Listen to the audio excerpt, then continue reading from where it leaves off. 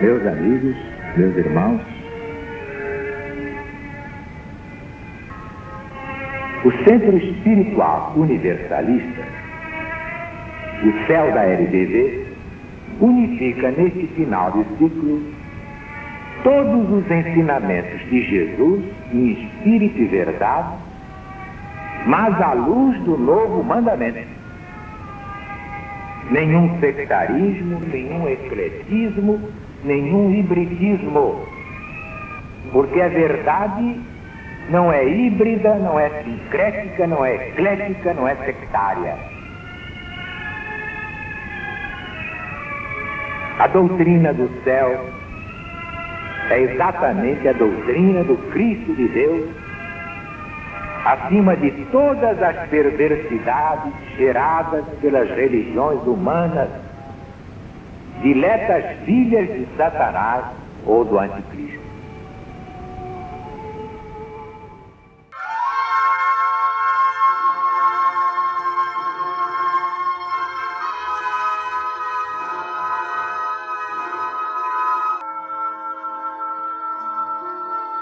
Doutrina do céu, Espírito da verdade, Alziro Zarur responde. A lição de hoje é Os Milagres de Jesus, publicada no jornal Gazeta de Notícias, no dia 2 de junho de 1970.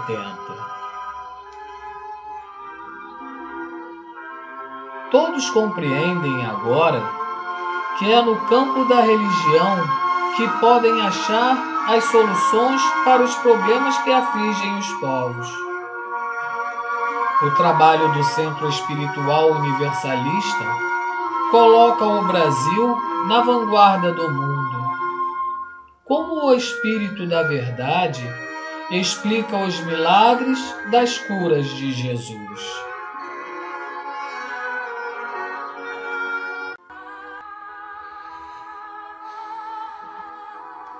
Vamos reunir as passagens necessárias dos evangelhos sinóticos.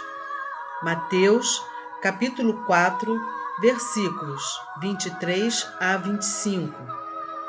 Marcos, capítulo 1, versículos 21 a 28. E capítulo 3, versículos 7 a 12.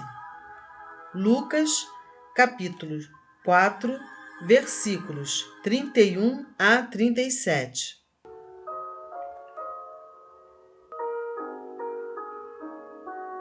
Mateus.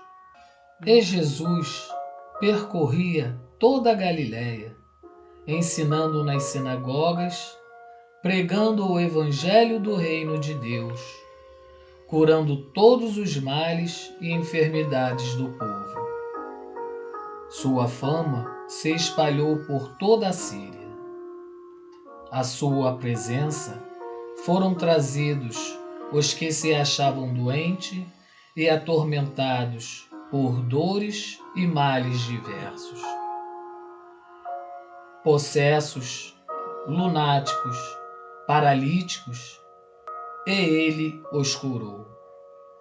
Acompanhava-o grande multidão de gente da Galiléia, de Decápole de Jerusalém, da Judéia e do Além-Jordão.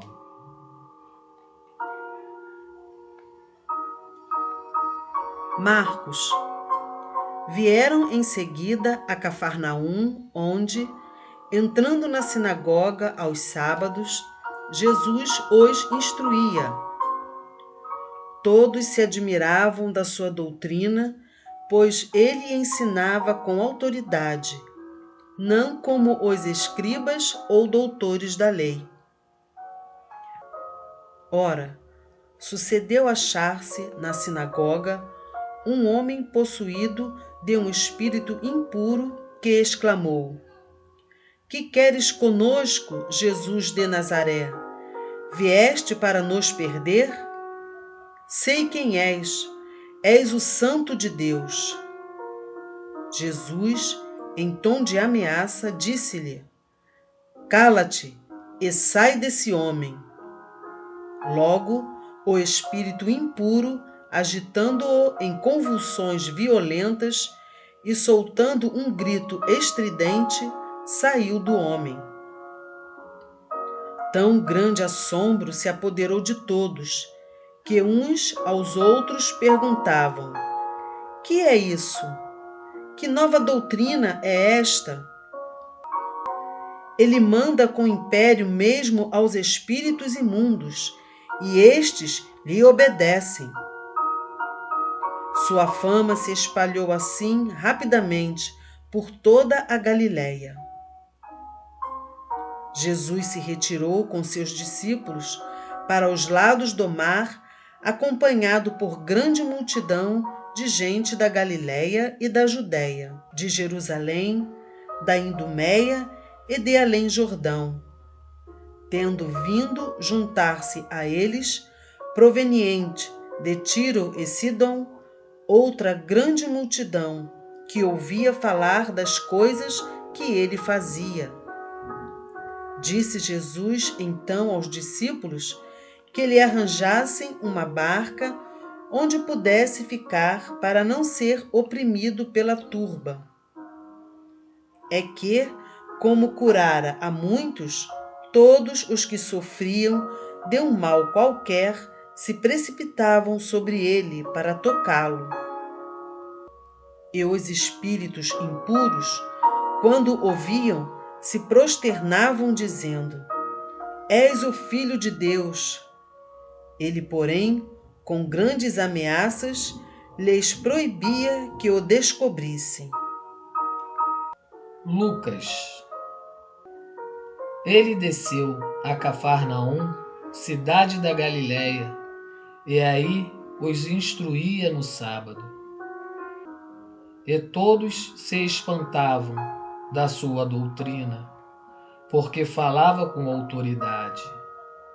Ora, estava na sinagoga um homem dominado por um espírito impuro, que exclamou em alta voz: Deixa-nos, Jesus de Nazaré.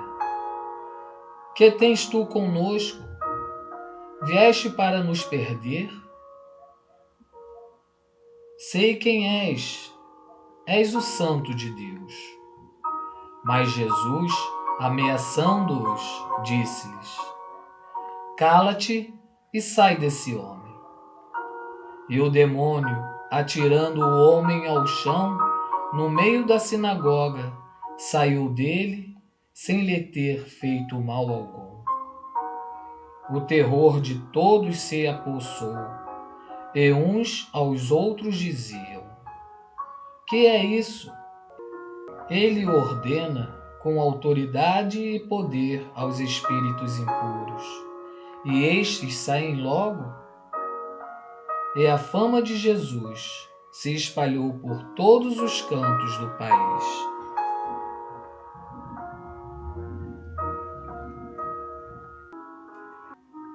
Que ensinos, além dos que decorrem naturalmente dos evangelhos, vos podemos dar sobre a aparente vida humana de Jesus e dos atos da sua missão terrena?